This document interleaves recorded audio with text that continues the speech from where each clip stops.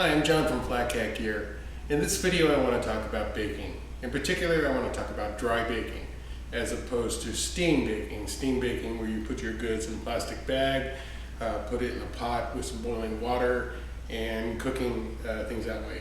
I'm more interested in dry baking.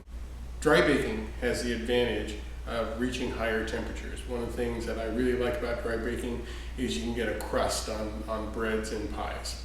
To get a crust, the sugars that are in the flour have to go through a caramelization process, and you need at least 325 degrees before you can get that brown crust. And that's something unique about dry baking that really separates it from steam baking. When you do dry baking, like particularly if you make bread, you end up with two elements. There's the crust on the outside and the crumb on the inside. The crust is what gets caramelized. If you do steam baking, you never get a crust. The only thing you can get is a crumb. Dry baking is also an excellent way to make foods that have low water content. Items like lasagna, quiches, and pizzas.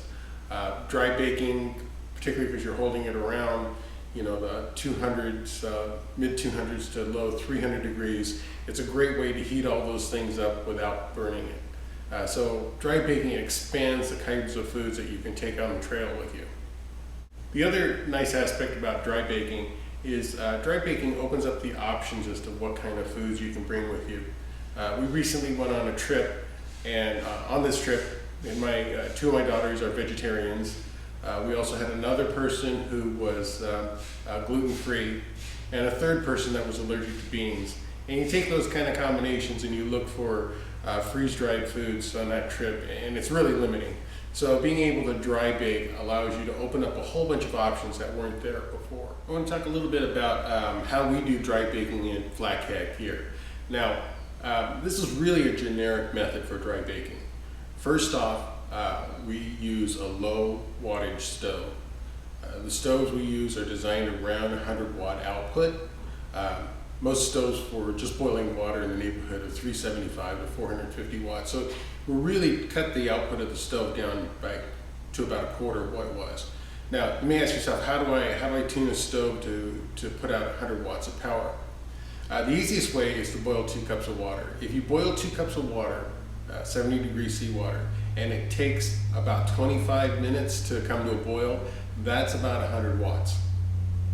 100 watts is kind of funny too, because 100 watts is the kind of power that they use in the kids' toy, the Easy Bake Oven. So it's kind of nice to know that you're in the right realm for baking, and it's also a very slow, conservative process. We like that process because in our baking equipment we use titanium pans, and so the low wattage helps protects your pan from overheating. The other thing is at 100 watts, our baking times are a lot longer than what other people are doing. We kind of like that right now because it is conservative, but we have never burned anything baking yet. And our bake times are in the neighborhood of 45 minutes to 60 minutes.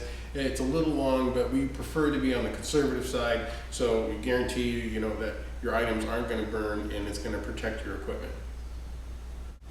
Now, in our particular case, we have 2 different cooking options for dry baking.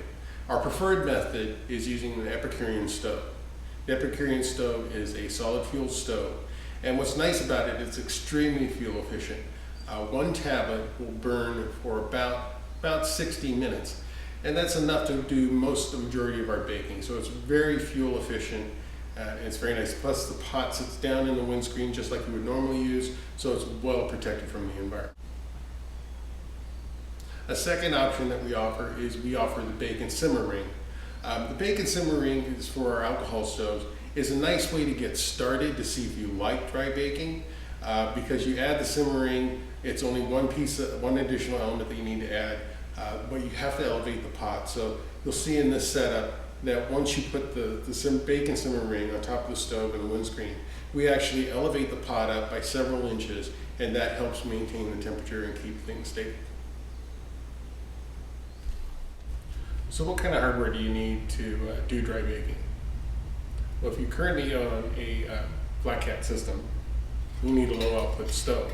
So this is our Epicurean titanium stove. This weighs 16 grams. you order the dry baking kit, it comes with a 4-inch diameter pan, and this weighs 4 ounces.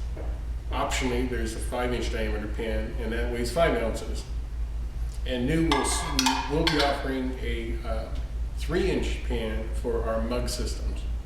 Nice thing about that particular mug, it will nest, if you have a Snow Peak 700, it will not only nest inside the mug, but it will fit inside the mug with the windscreen in place.